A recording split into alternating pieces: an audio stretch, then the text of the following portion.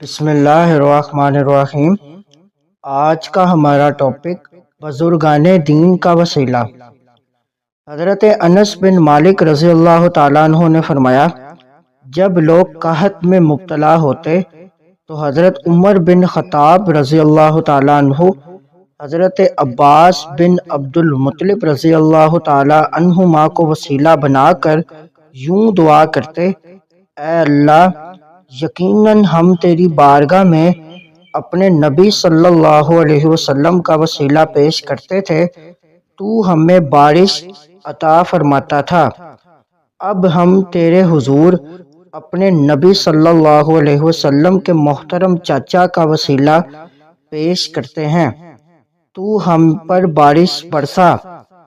حضرت انس رضی اللہ تعالیٰ عنہ نے فرمایا، ایسا کرنے سے بارش برستی تھی۔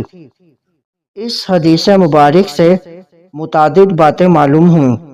نمبر 1، انبیاء اعظام علیہم السلام، اہل بیت اطہار علیہم الرضوان اور دیگر اولیاء کرام علیہم الرحمہ کے وسیلہ سے دعا کرنا مستحب ہے۔ نمبر 2، صالحین کا وسیلہ جائز ہونے پر صحابہ کرام علیہم الرضوان کا اتفاق ہے، اس لیے کہ سیدنا فاروق اعظم نے حضرت عباس رضی اللہ تعالی عنہما کو اپنے ساتھ منبر پہ لے جا کر ان کے وسیلہ سے مجمع صحابہ میں دعا کی اور کسی بھی صحابی نے انکار نہ کیا۔ نمبر 3، یہ بھی ظاہر ہوا کہ صحابہ کرام خاندان نبوی کے سچے محب اور قدردان تھے، اسی لیے ان کے وسیلے سے دعائیں کرتے تھے۔ محدثین کی تصریح کے مطابق زندہ اور وصال یافتہ سب بزرگوں کا وسیلہ اختیار کر سکتے ہیں۔